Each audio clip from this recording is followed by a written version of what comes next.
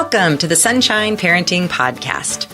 My name is Audrey Monkey, and I am your host. For more than 3 decades, I've been a summer camp director, and I've had the privilege of working with thousands of children, teenagers, young adult counselors, and parents.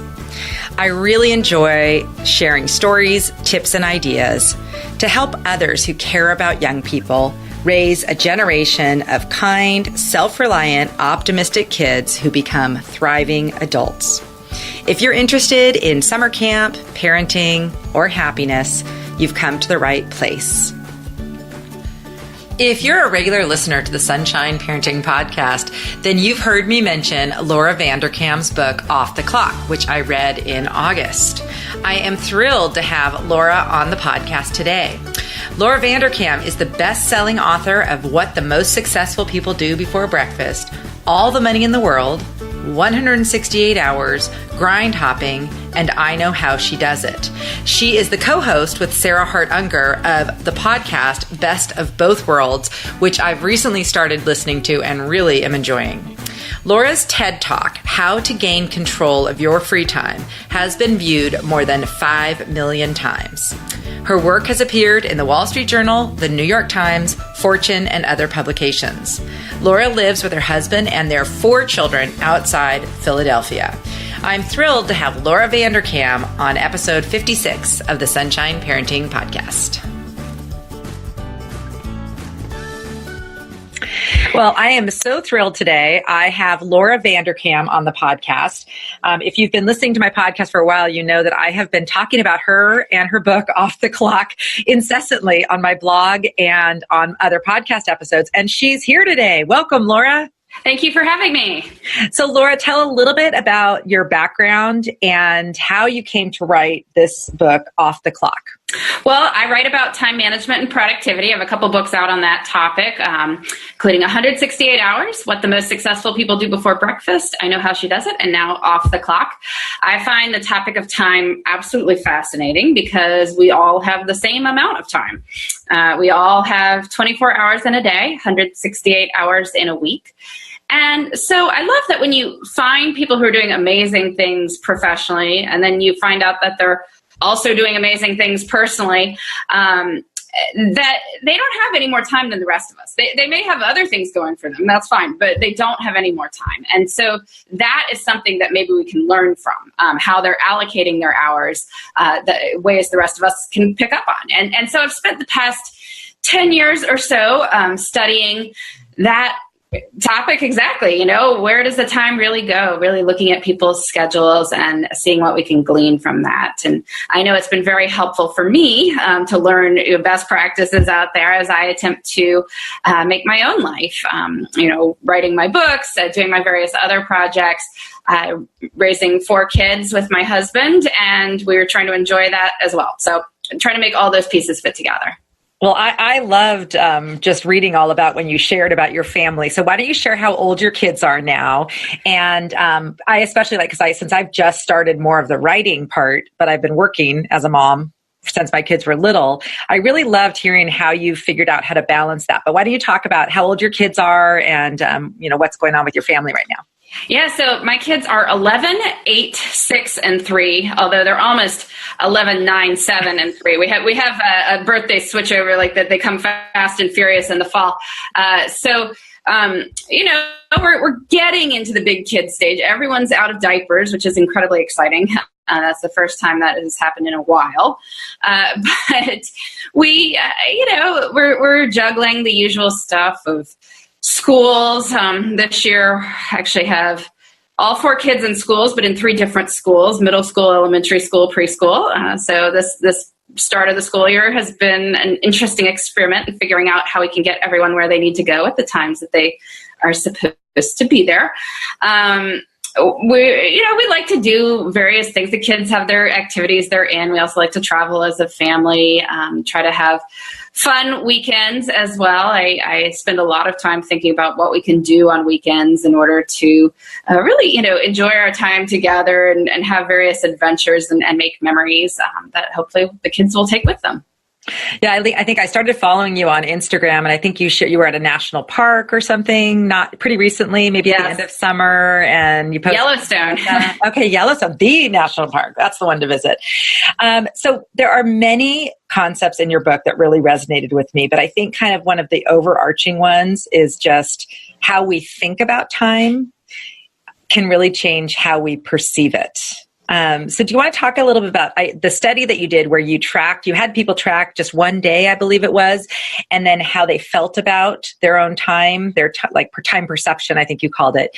And what were a few of the things that you found about the way people who feel like they have enough time or more time, what are some of the things that they do differently than what I see or feel most people do, which is, I'm so busy, I never have enough time for anything. What are some of the tips you learned from studying these people? Yeah, I mean, time is all about how we perceive it because, I mean, again, we all have the same amount of time. It always moves at the same rate, and yet that's not really how we experience time. And so with anything like this, when we develop a certain story about our lives, we tend to look for evidence that then supports it. And that's just the way the human brain works. And so when we do walk around with the story that I'm so busy, you will consciously look for evidence for moments that seem to show that. And in any given life, you can definitely find moments that seem crazy, busy, harried. That's the nature of life. But you can also find other moments. So it's just the question of which moments you choose to see and which become your story. So I'm interested in stories, obviously, and in how we talk about our time. But I'm also interested in data.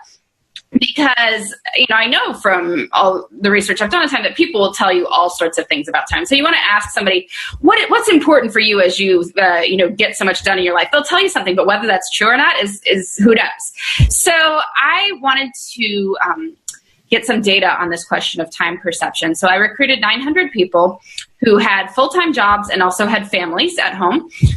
To track their time for a day. So the reason for those two categories is those are the two that are most associated with time stress.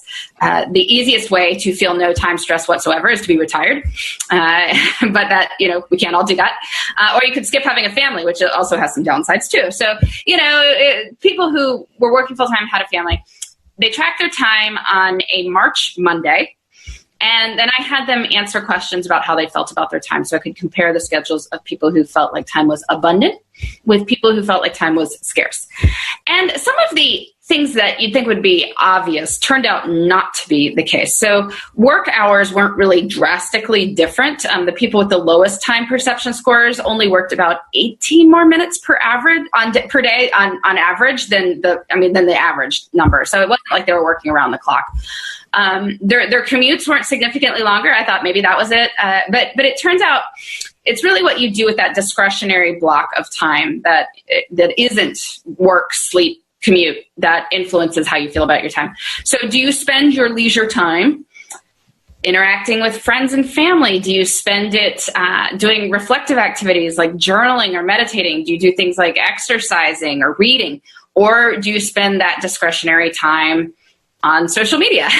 And fun as social media is, if it winds up consuming too much of your time, you're going to feel starved for time. Because it turns out that the people with the highest time perception scores were far more likely to use this discretionary time for the good stuff, right? For hanging out with friends, for thinking about life, for reading books, for doing adventures. And the people who felt like time was scarce were not being nearly that intentional with their time.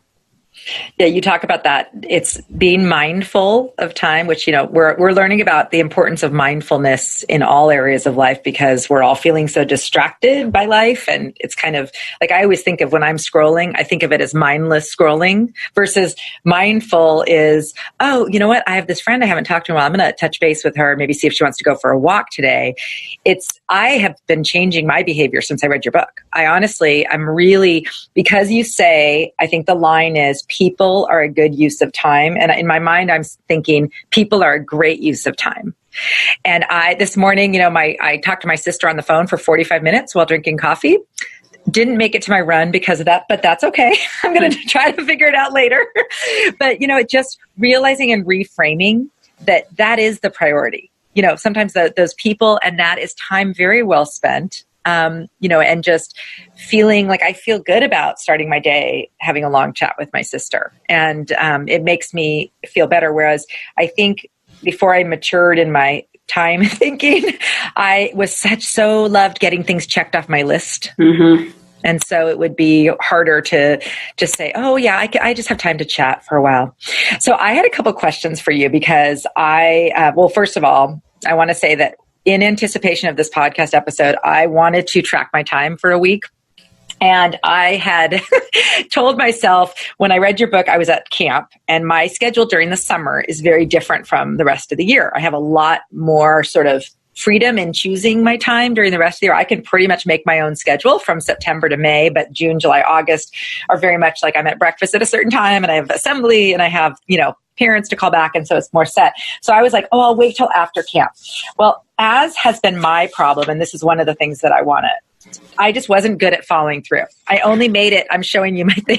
Even though people can't see. You only made it to Monday at 11 o'clock. That's I know. So I guess part of it is, and I know you talk about in this book, but for those of us who maybe aren't really good at tracking things, like I've been a failure at my husband did that calorie tracking thing. It totally worked for him. And I can do these things for like a couple days, but I tend to have trouble with like a long-term like tracking things. So what are some tips for people like me who maybe aren't as good at doing that, like intentional tracking? Are there any things that you've learned from people who aren't as good as you are at this kind of stuff of how we can do it? Yeah, well, essentially, I do have some ideas, but first I want to ask you what you think the roadblock was. Was it that you forgot? Was it that you weren't sure how to describe your time? Was it that you felt resistance to it? Like, I don't want to do this. Like, I'm curious what it was. Good question. I haven't analyzed that. I think I kind of forgot. I think it just got kind of stuck under my, I tend to be, I love projects. I have so many different things going on. I have lots of piles and I have, camp and writing and then kids calling. And I just have like a lot going on. And I like that. I like that sort of full, fun life. I think I started it. I was like, oh, I'm going to do this. And then I didn't even see it again for 2 days. Well, I mean, there's certainly something of developing a habit about it. For me, it's a habit.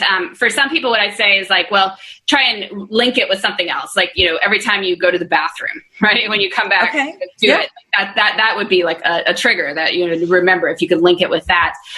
It can also, if you let go of the idea that it needs to be exact, just check in at the end of the day. So like do it while you're brushing your teeth at night. Write down what you've done since the morning. And then it's done, right? Like it doesn't have to be exact. It's just, within sort of the hour, you can probably remember a lot of the previous 24 hours. Yeah. That's my problem. I'm such I like to be exact. Oh, okay. So probably, I think what happened was by the end of the day, I was like, oh my gosh, I don't remember exactly. I'm pretty sure I did this and this. And I also, another thing is, I think maybe I'm usual or maybe it's unusual, but I have a really kind of unusual daily schedule. It's not very consistent by choice. I actually kind of like that. So, sometimes I'll do, meet a friend for a walk on a Tuesday morning at 9. And then other times I'll be at the office for 10 hours working on a project. I just kind of have this very, not steady, normal kind of schedule. I also, with my kids mostly being away from me, I have a lot of just like calls and FaceTimes with them that I spend a lot of time on, and those add up. And if I'm available, I love to chat with my kids. So I might be in the middle of, I'm writing from 12 to 2, and then somebody calls and that gets broken up or something. So I think maybe that's for me, what will be good is I think at the end of the day, like linking it to maybe, when I get in bed with my book, just pulling it out and saying, okay, where was I today? Approximately what did I do? So I'm going to try that. I'm going to try that and not try to be so exact, because by having these half-hour things, I was actually almost started using it as a planning tool, which is not what I need to do. I need to do it as a retrospective, not prospective. No, and I think letting go of the need to be exact is important, because it's not about every bathroom break. It's not about, was I writing and then I checked an email. Like, I wouldn't put stuff like that. I mean, I'll just put work and maybe I'll put what I was working on, but often not. Like, because I haven't really been trying to. It's just sort of holistically getting a sense of where the time goes. So what are your main categories? You would just say, so whether, like for me, whether I was answering an email, doing some writing, doing a project for camp, I could just call it work. Yeah, you could just call it work. This was work time. And then you have like maybe eating time, sleeping time, exercise, hang out with family, friends, friends. Okay. Driving somewhere or just relaxing at the house. I mean, you could just put hang out with family or, relax at house or whatever. Like it's not, which could encompass all sorts of things. But it's not like at some point in there of sitting at the table, did I also go sort the mail pile? Who cares, right? It's not about trying to be exact. It's sort of getting a holistic perspective of your time. But that's super helpful because, and also I just want to say to listeners, you can go to Laura's website and all you have to do is sign up for her emails, which are really helpful and have lots of good information. And you can download the paper version of this time management worksheet. And I'm going to download a clean copy and start over and not try to be so exact. Because I was saying like laundry, packing, emails, preparing for this talk. I was doing these things too detailed. And you're right. Retrospective, I should have just said chores, work. Yeah. Well, and the upside of being a little bit less exact. I mean, one of the things I've found with time tracking is I do try to do stuff for like a half-hour block because then it fills a half-hour block, which is helpful. But answering your question, I mean, I know some people are just not going to do this. I do think if you want to spend your time better, it is incredibly helpful to figure out where the time is going now. Because it's like any decision, you want to have good data. And if you don't have good data, like you don't know if you're changing the right thing. Because people will tell you all sorts of stories about where the time goes. If you track it, you might realize that's actually not the problem you have. I know for me, I thought I wasn't spending any time in the car because I don't commute. Like I have a home office. Turns out I was spending more than an hour a day in the car. Like that's a whole hour. Like was not even in my story that I was telling myself. Good to know that, right? Then I can figure out, like, do I want to have audiobooks or podcasts or like listen to certain kinds of music? But like, because I wasn't even thinking of that and didn't have the data to make those decisions, like anything I would have told myself about where my time goes was going to be completely wrong because I was in the car for more time than I was reading, for more time than I was exercising. For all these categories that I think of as important were less than this category I was completely even ignoring.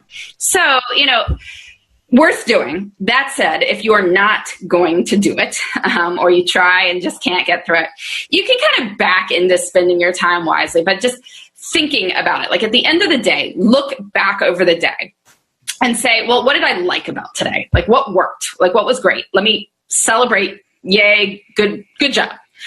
What do I want to spend more time doing? So whatever it is that you were doing that you would like to scale up in terms of your time, ponder that, think about what you would like to spend less time doing, and then sort of look at what the next day is going to bring and ask yourself, well, what could I do to do more of those things that I want to do and less of the things I don't want to do? And as you keep daily making those decisions, you can start to spend your time in different ways. And once you start doing that a little bit, then you might start moving to a more weekly perspective on time. Because I find that, the day is great, but mostly we live our lives in weeks. And so you can say, well, I want to volunteer more, but like you're not going to on Tuesday. So like that's not really helping you all that much. But if you look at the whole week and you might say, oh, well, actually, here's this, Sunday evening commitment I was thinking of taking on that might fit in my life. And so then by planning your weeks ahead, that that's going to happen. And you can start asking in a week, what would I like to spend more time doing?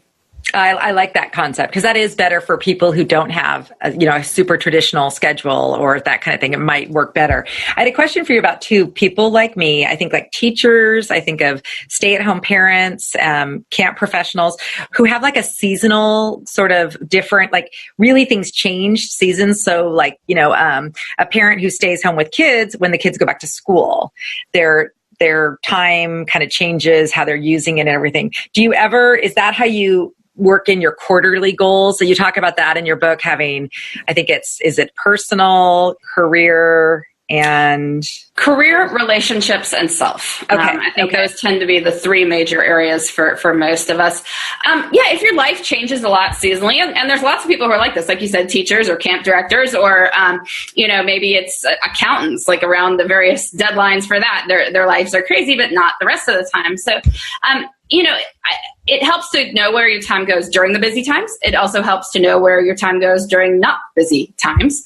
And those will influence, in general, if people have incredibly busy periods, it's more helpful to think in terms of, what are sort of my non-negotiables that need to happen during this time in order to make me feel like life is doable. Limited goals for that, but figure out what those are, do them. Everything else can go.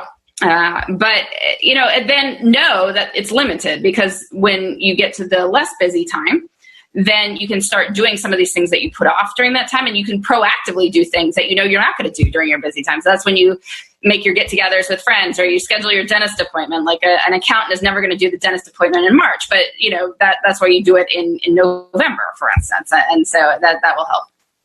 Okay, yeah, that was really good. Okay, so I think I have so many things that I could talk to you about, but I don't want to keep you too long. I did like the whole part you were talking about analyzing the pain points and seeing where you can spend some money.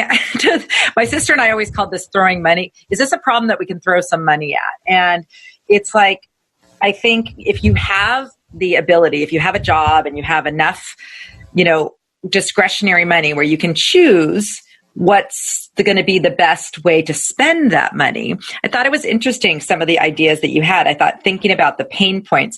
Can you just talk about that a little bit, about like how you can analyze your time and maybe decide on areas that maybe you could use money to help alleviate that, or buy yourself some more time to do some of the things that you really want to do? Yeah, so people always say, well, I want more time. But the truth is, you don't want more time full stop. You want more time doing stuff you enjoy. Nobody wants more time in a traffic jam. Nobody wants more time in a boring meeting. And if we sort of analyze our time, you'll find that there are certain moments where you are pretty much wishing time away. Like you're hoping that time will move faster.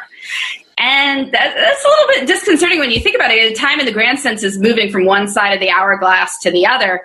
And here are these moments where we're shoveling the sand faster, like we're trying to get it going faster through this hourglass. And I don't really like that feeling myself. I'm sure a lot of people don't. And yet it's the reality of certain moments being very unhappy.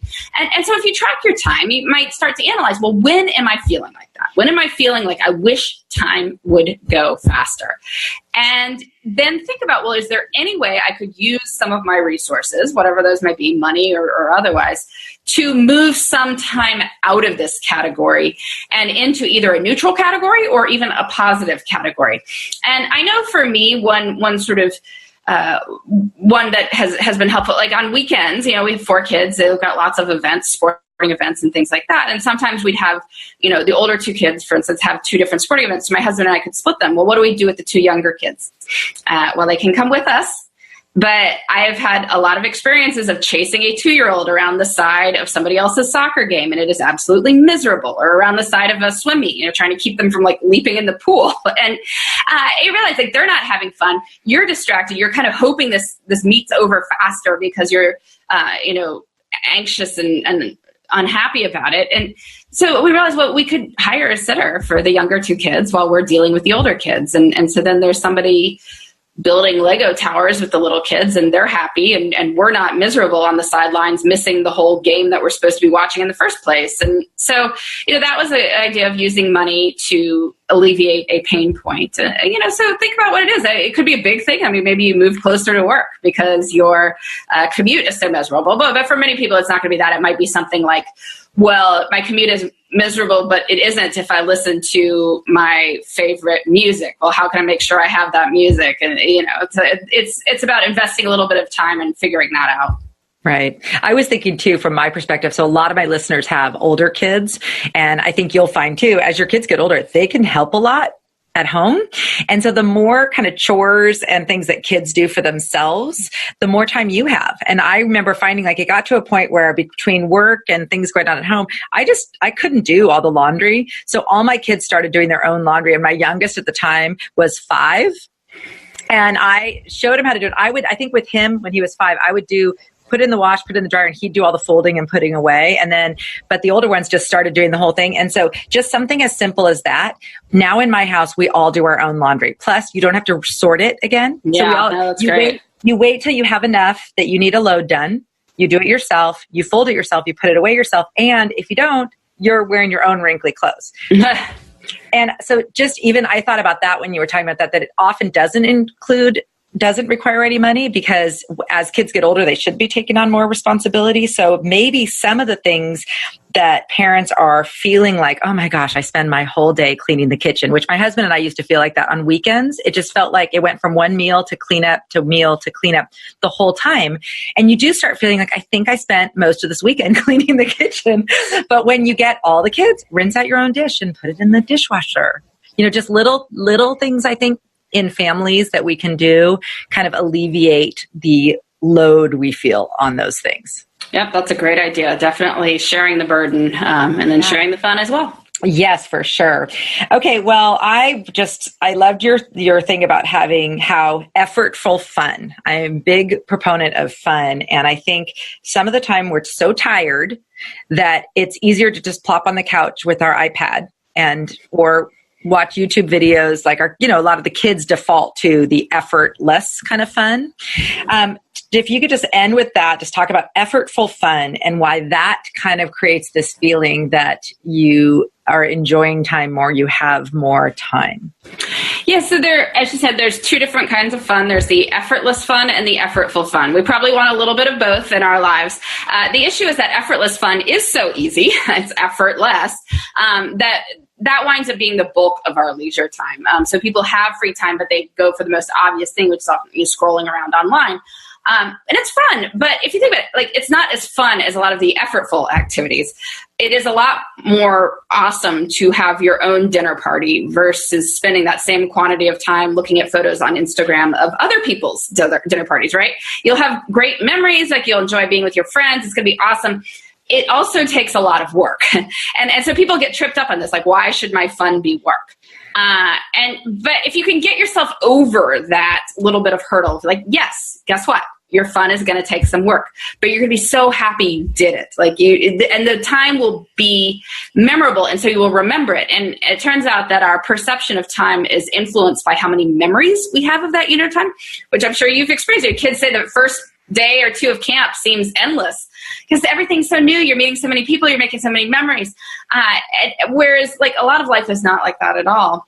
And so time expands when we remember it. The night spent on Instagram, you remember none of. The night you had the dinner party, you will remember. So if you can start to shift that balance and have a little bit more of your time be that effortful fun, you'll feel like you have more time. And in my time diary, I say the people who were doing that effortful fun, right, who were having adventures on this Monday night or getting together with friends, definitely felt far better about their time. Oh, I just love that. Okay, well, we'll end there, but I do want you to just share about your amazing podcast, Best of Both Worlds, as well as your website. And I will, of course, put links in the show notes. But why don't you just share where people can find you? If you do any speaking, how can people find out about that? All of your good info. Yeah, so please come visit my website, which is lauravanderkam.com. That's just my name. I blog usually about 4 times a week there. You can also sign up for my newsletters, all that fun stuff. I have a podcast that I co-host with Sarah Hart Unger that's called The Best of Both Worlds. We talk about how people can build their careers and raise their families and enjoy both. So that's been a lot of fun to do. I hope people will check out my books, including Off the Clock, Feel Less Busy While Getting More Done, and do a lot of speaking as well. So yeah, sure. I would love to connect with people in lots of different ways. Well, thank you so much for being on. I love chatting with you. I have about 1 million more questions, but I'll wait. Maybe we'll do a follow-up next time you write another book or something too. But thanks so much for being on, Laura. I enjoyed chatting with you. Thanks so much for having me. Thank you so much for joining me for this episode of the podcast. I hope you enjoyed my conversation with Laura and that you'll pick up a copy of her great book, Off the Clock, Feel Less Busy While Getting More Done. If you'd like to access the notes and links to things that we talked about in this episode, visit my website at sunshine-parenting.com and search for episode 56. While you're there, if you don't already subscribe to get my emails, I'd love to have you join my community. I'm going to leave you with a quote from Off the Clock. The creation of these memories is within our control when life is oriented toward adventure. It is easier not to choose adventures of both physical and emotional varieties. It is easier not to curate them afterward. It takes time to do more with memory than shoving old receipts into books or accidentally catching a whiff of honeysuckle, but doing so stretches time. This wooing of memory creates a deeper sense of self. The future is compelling, the past is rich. This mindset is crucial to feeling like you have all the time in the world. This podcast is a proud member of Parents on Demand, a network of high-quality shows for families just like yours. Download our free network app on Apple and Android and listen to your favorite episodes on the go.